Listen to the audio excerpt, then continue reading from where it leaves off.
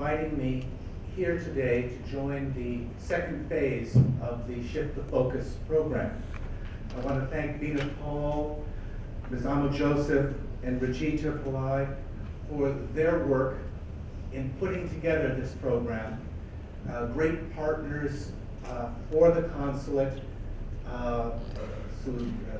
Lauren and Bullock, and of course Ratna Mukherjee too from our team, who have, and the others who have pulled together this important conference. As Lauren mentioned, the idea for this program grew in part out of the Global Entrepreneurship Summit, which took place in 2017 in Hyderabad. It's an annual event, but the event in Hyderabad 2 years ago focused on women entrepreneurs. Again, under the theme, Women First, Prosperity for All.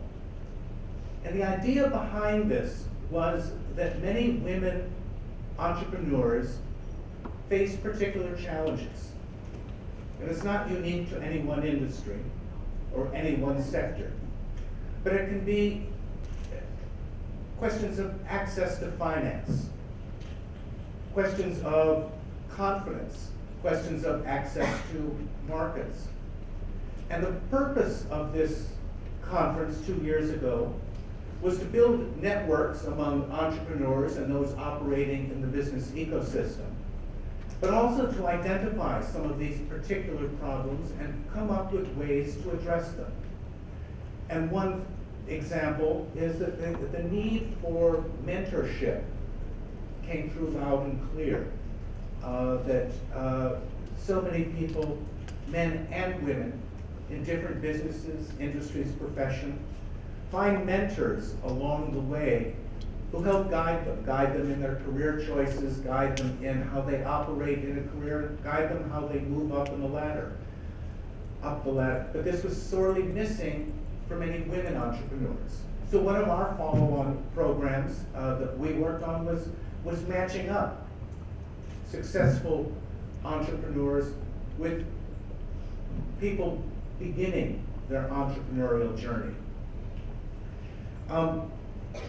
The idea here, too, is in the film and entertainment industry, the media.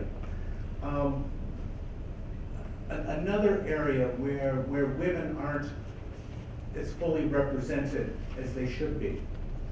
Now, why did we do this at the Global Entrepreneurship Summit and follow on? Is it just a matter of equity and fairness? Well, certainly that's part of it. But there are practical, very practical reasons too for including women fully in any business, industry, or profession. We can look at the macro level, and in countries where women do better, the countries do better. And this is supported by basic economic data, research into women who reinvest 90% of their extra income into the health and education of their families, whereas men reinvest a much smaller percentage into the health and education of their families. Women-led firms, or including women in the board and board structures of business, leads to bigger profits. There was a BNP Paribas Global Entrepreneurship Report that found that women entrepreneurs, including women entrepreneurs, raised 13% more revenue than male counterparts in that circle. The Peterson Institute for International Economics found that businesses with at least 30% female leaders could add up to 6 percentage points to their net margins. And this data came from analyzing 20,000 publicly traded firms around the world. So there's an economic basis for this too. That makes sense, and we could talk about why that is, but I think at a very basic level, it's including the broader perception of perspectives. Its inclusiveness improves the product, improves how we operate. Listening, if everyone has a seat at the table and we listen to those voices, we improve the product in the end. The not including women fully means that you're missing out on half the talent in any labor pool. And again, there's no better business argument for anyone, and it doesn't matter what the industry is.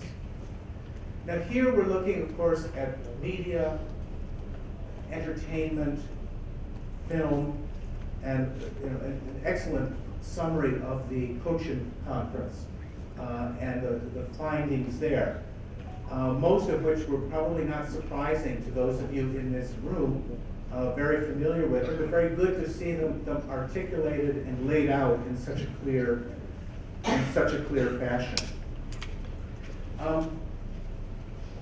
I think personally it's particularly important in the entertainment, media, film industries that we address these questions, both for shaping the narrative within the industry of who has jobs, what jobs are open to people, how are people treated in the industry, but then how that shapes the narrative of the product produced by the industry too.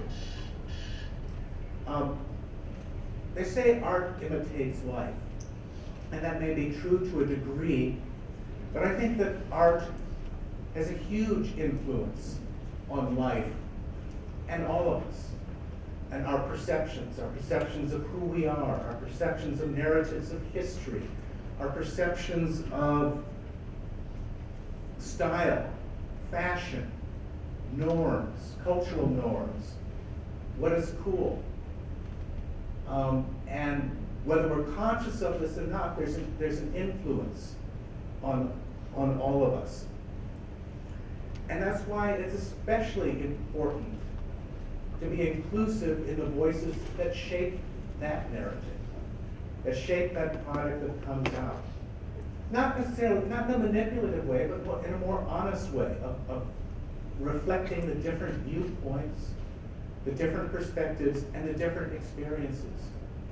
It makes for a richer product, it makes for a truer product. And it has an impact well beyond the industry itself, it has an impact on all of us. So I congratulate you for taking on these questions, for examining them in such depth, for contributing your time and efforts to this conference.